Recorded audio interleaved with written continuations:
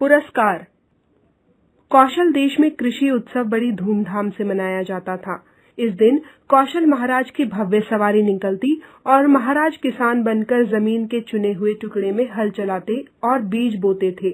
जमीन के मालिक को रकम दे दी जाती और खेत राजा के हो जाते।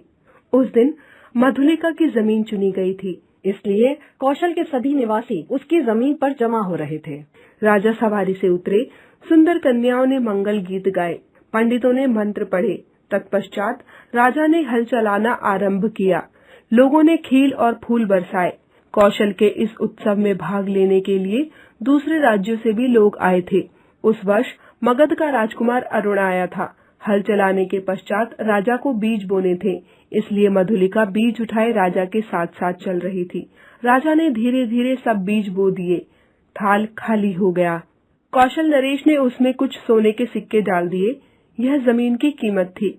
मधुलिका ने प्रणाम करके सिक्के उठाकर राजा पर वार दिए और कहा, महाराज, यह मेरे बाप दादा की जमीन है। मैं इसे आपको ऐसे ही देने के लिए तैयार हूँ, पर इसे मैं बेचूंगी कदापि नहीं। इतना सुनते ही बूढ़े मंत्री चीखे, ना समझ मूर्ख, राजा की कृपा का अपमान मत कर। आज से तू राजा की सुरक्षा में है। राजा ने पूछा, कौन है यह लड़की? मंत्री ने कहा, महाराज, यह वीर सिंह मित्र की बेटी है। सिंह मित्र जिसने वाराणसी की लड़ाई में कौशल को मगध से बचाया था। राजा बिना कुछ कहे अपने शिविर में लौट आए। जय घोष के साथ उत्सव समाप्त हुआ। राजकुमार अरुण यह सब देख रहा था। रात भर वह सोया नहीं। अपने घोड़े पर सवार होकर वह निकल पड़ा। उसकी आंखों में मधुलिका का वह तेज भरा चेहरा घूम रहा था। घूमते घूमते वह बरगद के पेड़ के पास पहुंचा, जहां मधुलिका हाथ पर सिर रखकर सो रही थी। अरुण चुपचाप उसे देखता रहा। अचानक कोयल के कूकने से मधुलिका की नींद टूट गई। सामने एक अनजान को देखकर वह उठ बैठी। अरुण बोला, मैं मगध का राजकुमार हूँ। मैंने तुम्हें उत्सव में देखा था, तभी से मैं तुम्हारे साहस का कायल हो गया हूँ। मजाक न करो राजकुमार, मैं आज बहुत दुखी हूँ। मेरा अपमान न करके मुझे मेरे हाल पर छोड़ दो। ऐसा कहकर मधुलिका वहाँ से चल दी। राजकुमार भी ऐसी बातें सुनकर चला गया। अपनी जमीन खोकर अब मधुलिका दूसरे के खेतों में कड़ी मेहनत करने लगी। रूखा सूखा खाकर अपनी झोपड़ी में सो जाती। इस प्रकार 3 वर्ष बीत गए। सर्दियों की एक रात, मेघों से भरा आकाश, रह रहकर बिजली चमक उठती थी। आज बहुत दिनों बाद राजकुमार अरुण की कही बातें उसे याद आ रही थी। तभी दरवाजे पर खटखट हुई। कौन है यहाँ? मुसाफिर को शरण चाहिए, बाहर से आवाज आई। दरवाजा खोलते ही बिजली चमकी। मधुलिका खुशी से चिल्लाई, राजकुमार! अरुण भी उसे देखकर हैरान था।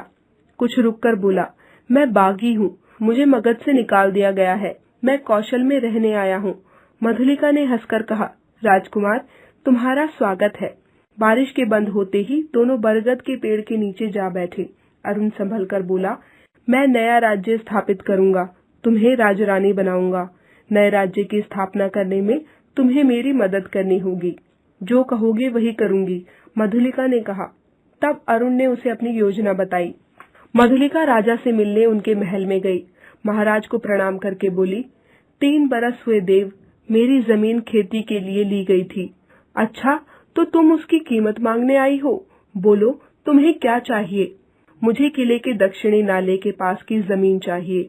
दक्षिणी नाले के पास की जमीन सैनिक महत्व रखती थी। वहां से सैनिक किले पर पहरा देते थे।